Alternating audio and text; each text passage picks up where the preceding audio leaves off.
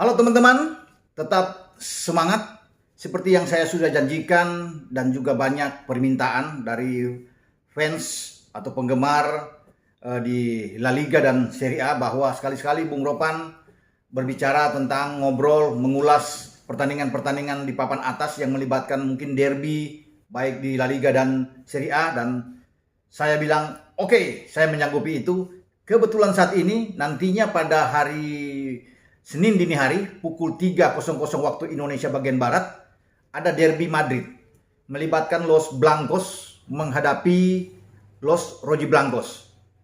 Madrid menghadapi ATM, Atletico Madrid. Ini menarik. Walaupun selisih poin kedua tim ini agak jauh ya. Memang ATM masih menyimpan satu pertandingan.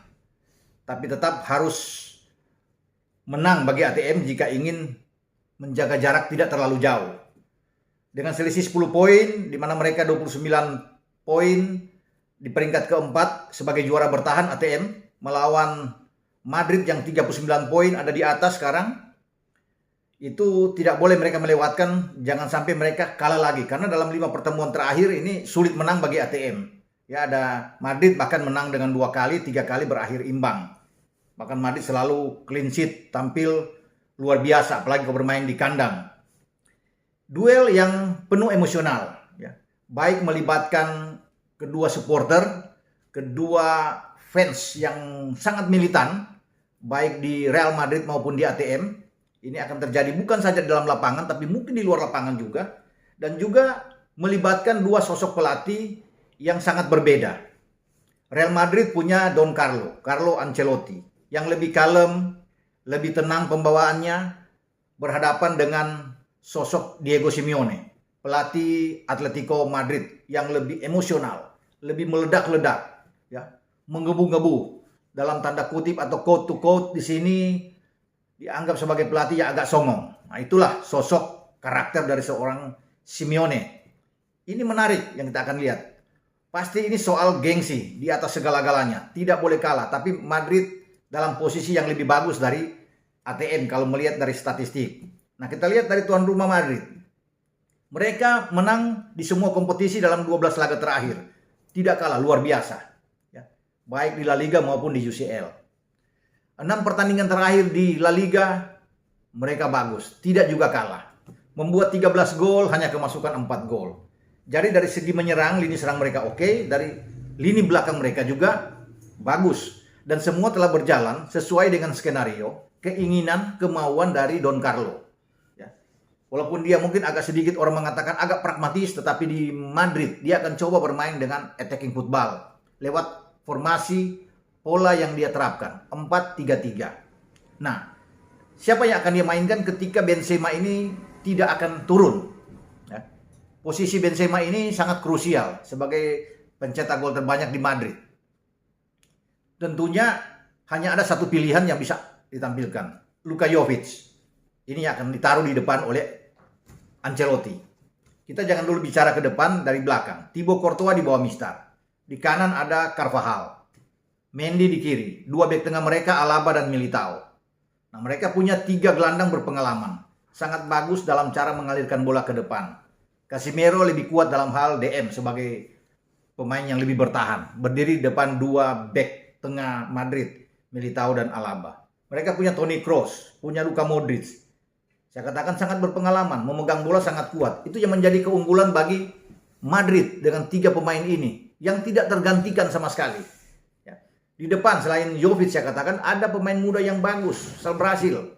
Ya, bahkan 2 pemain Brasil bisa ditampilkan di sini. Ada Vinicius Junior, Rodrigo juga bisa dimainkan. Kalau lihat di bench, masih ada banyak yang bisa dilakukan oleh Don Carlo. Dia masih bisa memilih Valverde bisa main ya, sebagai di gelandang serang, atau Asensio yang juga bisa ditampilkan. Jadi memang kedalaman oke lah, mereka masih bagus. Tetapi harus diingat bahwa ATM memiliki cara bertahan yang baik. Itu yang diingatkan oleh Ancelotti. Mereka berhadapan dengan tim yang kuat dalam bertahan, kuat dalam counter attack. Pasti Simeone akan memainkan demikian. Kalau bermain mungkin lebih terbuka, melayani cara bermain Madrid, mereka akan sulit. Simeone belajar dari beberapa pertemuan terakhir. di mana mereka sulit kalau datang ke Madrid untuk bisa mengalahkan Los Blancos. Oblak pasti akan bekerja keras di bawah Mister, penjaga gawang utama dari ATM. Siapa yang akan dimainkan oleh Simeone untuk menghadapi 4-3-3-nya dari Don Carlo? Simeone akan memilih tentunya lebih baik bermain dengan 4-4-2. Ya, menempatkan 2 striker di depan ini bagus. Ketika mereka counter attack yang mereka jalankan, dengan ada Griezmann di depan, atau kabar terbaru bahwa Suarez sudah bisa bergabung, ini akan baik ya. Tapi kalaupun Suarez masih belum begitu fit, akan datang sebagai super sub, masih ada Joao Felix yang akan datang dari bench untuk bisa mendukung Griezmann. Nah, dengan 4-4-2 di belakang, di depan Oblak, ada Llorente di kanan, ya. Renan Lodi mungkin ada di kiri yang bisa dimainkan.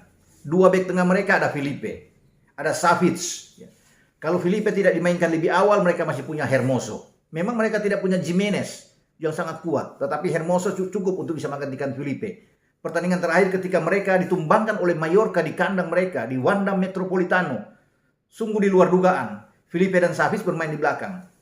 Bisa aja terjadi pergantian dengan Hermoso yang lebih dulu. Tergantung dari Simeone.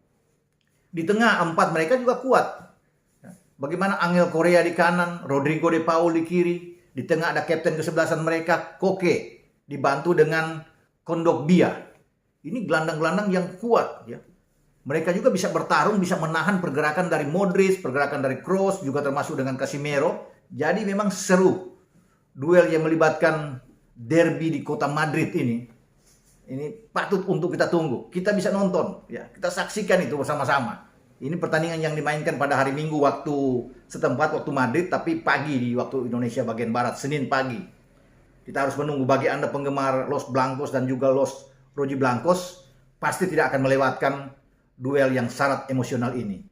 Gengsi di atas segala-galanya, saya bisa katakan di sini. Jadi pertarungan akan melibatkan pemain-pemain bagus, Griezmann dan Luis Suarez, dengan kecepatan dari anak-anak muda dari Rodrigo, dari Vinicius Junior yang akan dimainkan di lini serang Real Madrid. Mereka akan cepat masuk ke dalam kotak penalti karena itu selalu diinginkan oleh Don Carlo. Harus cepat menusuk ke dalam untuk menciptakan peluang sebanyak mungkin.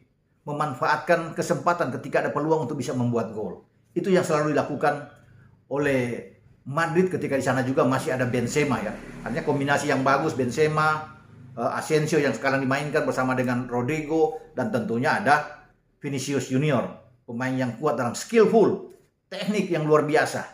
Kita akan nantikan itu. Memang pemain ini harus dimatikan. Simeone harus menyuruh satu pemain untuk bisa mengawasi pergerakan dia.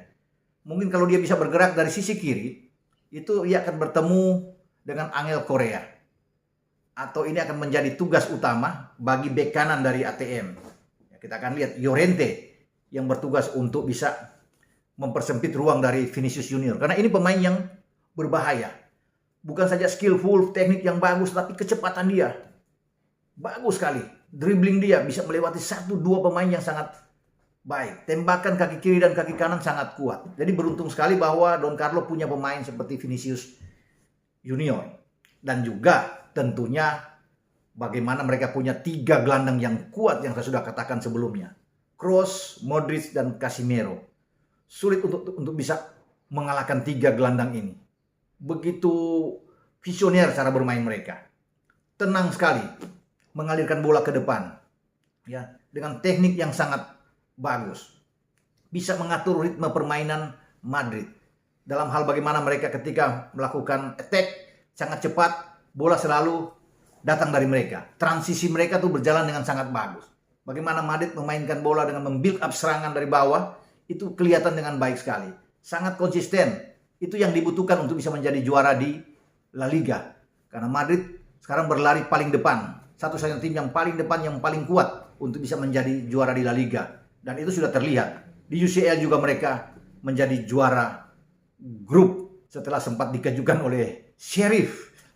Kemudian mereka bisa perlahan tapi pasti melangkah dengan baik dan lolos ke babak 16 besar. Nah, siapa yang akan memenangkan pertandingan? Menurut saya sih 55-45 untuk tuan rumah, untuk Los Blancos. Real Madrid wajar karena mereka dengan statistik yang sangat bagus. 6 pertandingan terakhir mereka tidak kalah, jadi ini saya kedepankan bahwa mereka bisa memenangkan. Tidak mudah memang, perlu perjuangan. Ini pertandingan imbang juga, persentasinya sangat tinggi. Karena kalau ATM bertahan lebih dalam, ini akan menyulitkan bagi Madrid ketika mereka tanpa Benzema. Kalau ada Benzema main, mungkin akan lain. Ya. Gol-gol akan tercipta dengan sangat bagus. Tetapi oke, nggak ada Benzema pun karena ini bermain di kandang. Mereka bagus selalu dalam beberapa pertandingan terakhir menjamu ATM dan tidak pernah kalah, punya hasil positif. Saya masih yakin dengan Los Blancos untuk bisa mengatasi ATM. Bagi ATM imbang udah bagus untuk menunggu Madrid datang ke Wanda Metropolitano. Itulah yang mengatakan bahwa Madrid pasti akan habis-habisan untuk meraih 3 poin agar mereka lebih jauh meninggalkan sang juara bertahan.